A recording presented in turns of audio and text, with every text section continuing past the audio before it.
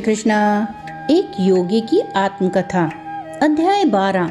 अपने गुरु के आश्रम की काल अवधि। संजीवनी प्राण शक्ति द्वारा कायाकल्प। सायकाल के शांत समय में प्रायः गुरुदेव प्रवचन करते।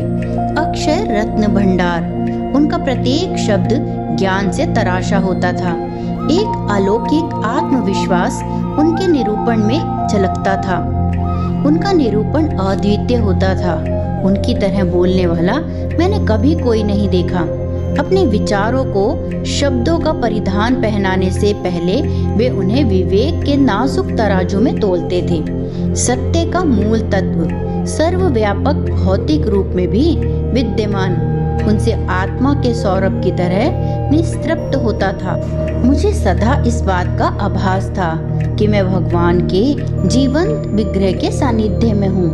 उनकी दिव्यता का भार अपने आप मेरे मस्तक को उनके सामने नत कर देता था। यदि अतिथि यह भाव जाते कि श्री युक्तेश्वर जी अनंत ईश्वर में मग्न हो रहे हैं, तो गुरुदेव तुरंत उनके साथ वार्तालाप शुरू कर देते। किसी प्रकार का प्रदर्शन करना या अपनी आंतरिक मग्नता की शेखी मारना उन्हें नहीं आता था। ईश्वर के सदा एक रूप उन्हें ध्यान के लिए अलग से समय निकालने की आवश्यकता नहीं थी। आत्मज्ञानी सिद्धों ने ध्यान की सीढ़ी को पहले ही पीछे छोड़ दिया होता है। फल आने पर फूल अपने आप झड़ जाता है, परंतु शिष्यों के लिए उदाहरण स्थापित करने के लिए संतजन प्रायः साधना भजन आदि बाह्य साधनों में जुटे रहते हैं। मध्य रात्रि होते होते मेरे गुरुदेव प्रायः बाल सुलभ सहजता के साथ निद्राधीन हो जाते। बिस्तर आदि का कोई महत्व नहीं होता। प्रायः वे बिना किसी तकिए के भी एक संकीर्ण मेज पर सो जाते, जो उनके प्रचलित व्याघ्र चर्म आसन के पीछे रखी होती थी। तत्व ज्ञान की चर्चा में पूरी रात कट जाना असामान्य नहीं था। अपनी जिज्ञासा की तीव्रता से कोई भी शिष्य ऐसी चर्चा को आरंभ करा सकता था। तब मुझे ना तो थकान महसूस होती थी, ना ही नींद आती थी। गुरुदेव के ओजस्वी शब्द पर्याप्त थे। ओह, भोर हो गई, चलो गंगा किनारे घूम चलें। मेरे रात्रिकालीन शिक्षण के कई प्रसंगों का अंत इस प्रकार होता था। श्री युक्तेश्वर जी के सानिध्य के प्रारंभिक कुछ महीनों में ही मुझे एक उपयोगी शिक्षा मिली। मच्छरों को चालाकी से कैसे मात दें। मेरे घर में लोग सदा ही मच्छरदानी का उपयोग करते थे। मैं ये देखकर हैरान हुआ कि श्री रामपुर आश्रम में इस विवेकपूर्ण प्रथा का पालन उसके उल्लंघन के रूप में होता था, जबकि मच्छरों का वहाँ पूरा साम्राज्य था। सिर से पांव तक वे मुझे काटते रहते। गुरुदेव को मुझ पर दया आ गई। अपने लिए एक मच्छरदानी खरीद लो और एक मेरे लिए भी। हंसकर उन्होंने आगे कहा, यदि तुम केवल अपने लिए ही लाओगे तो सब मच्छर मुझ पर टूट पड़ेंगे। मैंने इस आज्ञा का अतिशय कृतज्ञता के साथ पालन किया। जिस रात मैं श्री रामपुर में रह जाता, गुरुदेव मच्छरदानियां लगाने के लिए अवश्य कहते। एक रात को जब मच्छर सेना ने हमें घेर रखा था, गुरुदेव सदा की भांति मच्छरदानी लगाने के लिए कहना भूल गए। मैं व्याकुल होकर मच्छरों की भिनभिनाहट को सुन रहा था। बिस्तर पर लेटकर मैंने उन्हें शांत करने के लिए एक प्रार्थना उनकी दिशा में प्रवाहित कर दी।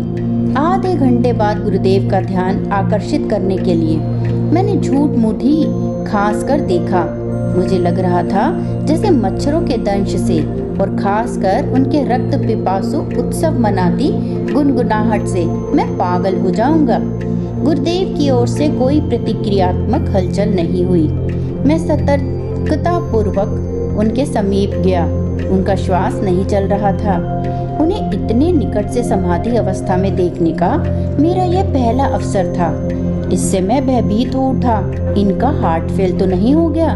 मैंने उनकी नाक के नीचे एक आईना रखा। उस पर श्वास की भाप नहीं पड़ी। पूर्णतः सुनिश्चित करने के लिए मैंने कई मिनटों तक उनका मुंह और नाक अपनी उंगलियों से बंद करके रखे। उनकी देह ठंडी और निश्चल थी। किम कर्तव्य मूड होकर मैं लोगों को बुलाने के लिए दरवाजे की ओर मुड़ा। अच्छा, एक उभरता हुआ प्रयोगकर्ता और मेरी बेचारी नाक। गुरुदेव का स्वर हास्य कंपित था। तुम सोते क्यों नहीं? क्या तुम्हारे लिए सारी दुनिया बदल जाएगी? अपने आप को बदलो, मच्छरों की चेतना से अपने को मुक्त करो।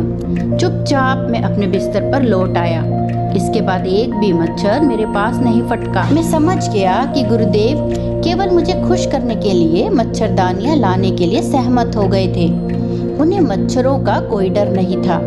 अपनी योग शक्ति से वे उन्हें काटने से रोक सकते थे, या यदि वे चाहते तो अपनी आंतरिक ध्यान अवस्था में जा सकते थे, जिसमें मच्छरों का उन्हें पता ही नहीं चलता। मैं सोच रहा था, वे मुझे दिखा रहे थे कि वह एक योगावस्था है जिसे मुझे प्राप्त करने का अभ्यास करना होगा। सच्चा योगी समाधि की पराचेतन अवस्था में जा सकता है और उसी अवस्था में रह सकता है, उन समस्त विक्षेपों के बावजूद जिनका इस धरातल पर कभी अभाव नहीं होता। कीटकों की भिनभिनाहट, परिव्याप्त सूर्य प्रकाश की तीव्रता। समाधि की प्रथम अवस्था। समाधि में साधक बहिर्जगत के इंद्रिय बोध को बंद कर देता है। तब उसे आदि ईडन के भूस्वर्ग से भी कहीं अंदर अधिक सुंदर अंतर जगत की ध्वनियां और दृश्यों का प्रतिपाद प्राप्त होता है। ये शिक्षाप्रद मच्छर आश्रम में मुझे एक और प्रारंभिक शिक्षा मिलने का कारण बने। वह सायंकाल का शांत समय था। मेरे गुरुदेव प्राचीन शास्त्रों की अनुपम व्याख्या कर रहे थे। उनके चरणों में मैं संपूर्ण शांति में था। एक दृष्ट मच्छर इस समय वातावरण में घुस आया और मेरा ध्यान अपनी ओर खींचने लगा। उसने जैसे ही अपनी विषैली सुई मेरी जांघ में घुसाई, मैंने स्वाभाविक रूप से अपना हाथ प्रतिशोध के लिए ऊपर उठाया। निकटवर्ती प्राणदंड स्थगित कर दो। मुझे पतंजलि के अहिंसा पर सूत्र की समय अनुकूल याद आ गई। तुमने अपना काम पूरा क्यों नहीं किया? गुरुदेव, क्या आप प्राण हरण का समर्थन करते हैं? नहीं, परंतु अपने मन में तो तुमने उस पर जानलेवा प्रहार कर ही दिया था। मैं समझा नहीं। अहिंसा से पतंजलि का तात्पर्य था हिंसा की इच्छा को भी त्याग देना। श्री युक्तेश्वर जी के लिए मेरा मन खुली किताब की तरह था। उन्होंने आगे कहा, ये जगत अहिंसा के अक्षरशः पालन करने के लिए असुविधाजनक रूप से व्यवस्थित है। मनुष्य हानिकारक जीवों का नाश करने के लिए बाध्य हो सकता है, परंतु उसके अनुरूप क्रोध या द्वेष को अनुभव करने के लिए वह बाध्य नहीं है। सभी जीवों का माया जगत की हवा पर समान रूप से अधिकार है। जो संत सृष्टि के रहस्य को जान लेता है, वह प्रकृति के असंख्य विस्मयकारी रूपों के साथ समस्वर हो जाता है। हिंसा की भावना को नष्ट कर सभी लोग इस सत्य को समझ सकते हैं। गुरुदेव, क्या हिंसक प्राणी का वध करने की बजाय अपनी बलि दे देनी चाहिए? नहीं, मानव देह मस्तिष्क और मेरुदंड में स्थित चक्रों के कारण क्रम विकास की दृष्टि से मानव देह सबसे मूल्यवान है। ये चक्र उन्नत साधक को ब्रह्म चैतन्य की उच्चतम स्थितियों को प्राप्त करने और उन्हें अभिव्यक्त करने की क्षमता प्रदान करते हैं। मानव योनि से निष्कृष्ट किसी भी योनि के जीव में यह क्षमता नहीं होती। यह सच है कि जब मनुष्य किसी प्राणी या अन्य जीव को मारने पर बाध्य हो जाता है, तब भी उसे थोड़ा पाप तो लगता ही है, परंतु पवित्र शास्त्र कहते हैं कि मानव शरीर का व्यर्थ में नाश कर्म सिद्धांत के नियमों का गंभीर उल्लंघन है। मैंने राहत की सांस ली। सहजात प्रवृत्तियों को शास्त्र मत का भी आधार मिलना, यह बात हमेशा तो नहीं होती। जहाँ तक मुझे ज्ञात है, गुरुदेव का कभी किसी बाघ या चीते से सामना नहीं हुआ, परंतु एक अत्यंत विषैले नाग से उनका पाला पड़ा था और उस नाग को उन्होंने अपने प्रेम से वश में किया था। यह घटना पुरी में हुई थी, जहाँ गुरुदेव का समुद्र तट पर आश्रम था। गुरुदेव के जीवन काल के उत्तर काल में उनका शिष्य बना प्रफुल्ल नाम का एक लड़का उस समय उनके साथ था। हम आश्रम के बाहर बैठे थे। प्रफुल्ल ने मुझे बताया, 4 फुट लंबा आतंक का मूर्तिमान रूप एक नाग पास ही निकला। क्रोंच से फन फैलाकर वह तेजी से हमारी ओर ही आ रहा था। गुरुदेव उसे देखकर ऐसे मुस्कुराए जैसे किसी बच्चे को मुस्कुराकर अपने पास बुला रहे हों। श्री युक्तेश्वर जी को हाथों से लयबद्ध ताल देते देखकर मैं भयभीत हो उठा। वे उस भयावह आगंतुक का स्वागत कर रहे थे। मैं मन ही मन भगवान से उत्कट प्रार्थना करता हुआ चुपचाप खड़ा रहा। नाग गुरुदेव के अत्यंत निकट पहुंच गया था, पर अब वह निश्चल हो गया।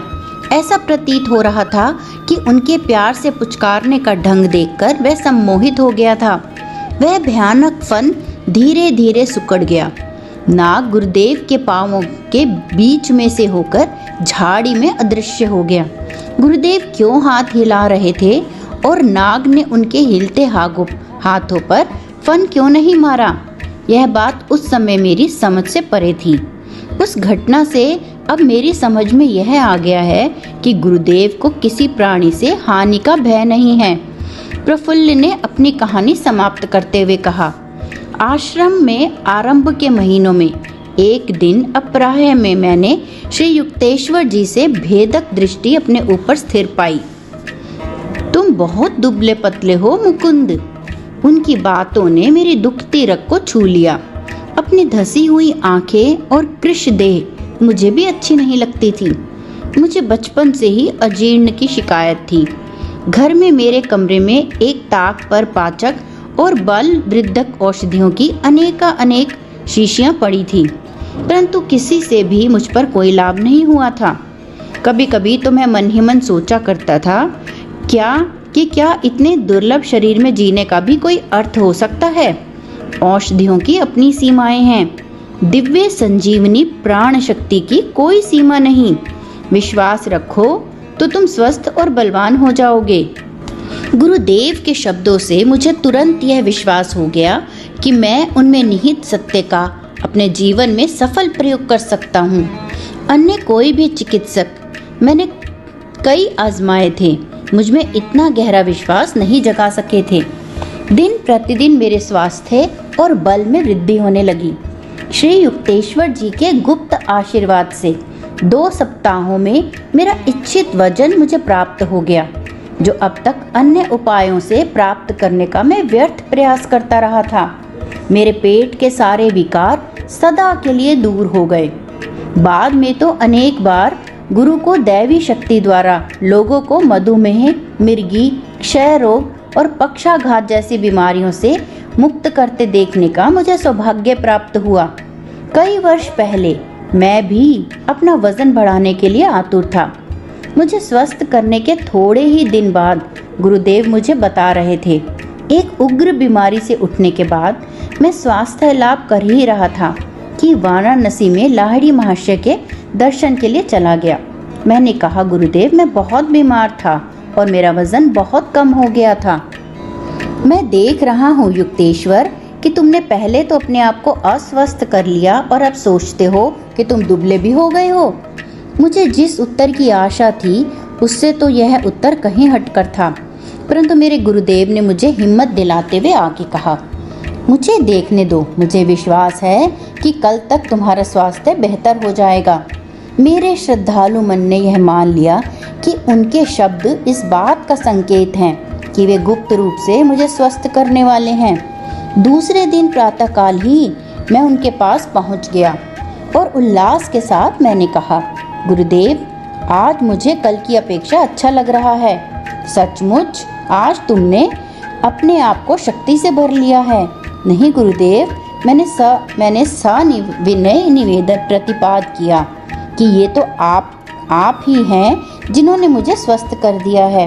कई सप्ताहों में आज पहली बार मैं अपने में कुछ शक्ति का अनुभव कर रहा हूँ। अरे हाँ, तुम्हारी बीमारी तो काफी गंभीर थी। तुम्हारा शरीर अभी भी काफी दुर्लभ है। कौन कह सकता है यह कल कैसा रहेगा। अपनी दुर्बलता के लौट आने की संभावना के विचार मात्र से मैं भय से सिहर उठा। दूसरे दिन सुबह मैं मुश्किल से अपने आप को लाहिड़ी महाशय के घर तक घसीट सका। गुरुदेव, मैं फिर से बीमार हो गया हूँ। मेरे गुरु की आंखों में शरारत उतर आई थी। तो फिर एक बार फिर तुमने अपने आप को बीमार बना लिया। मेरा धैर्य समाप्त हो गया। मैंने कहा, गुरुदेव, अब मैं समझ गया हूँ कि दिन प्रतिदिन आप केवल मेरा परिहास कर रहे थे। मेरी समझ में नहीं आता कि मेरी सच्ची बातों पर आपको विश्वास क्यों नहीं होता। सचमुच वे केवल तुम्हारे विचार ही हैं जिन्होंने तुम्हें बारी बारी से दुर्लभ और स्वस्थ अनुभव कराया है। मेरे गुरु प्रेम से मुझे निहार रहे थे।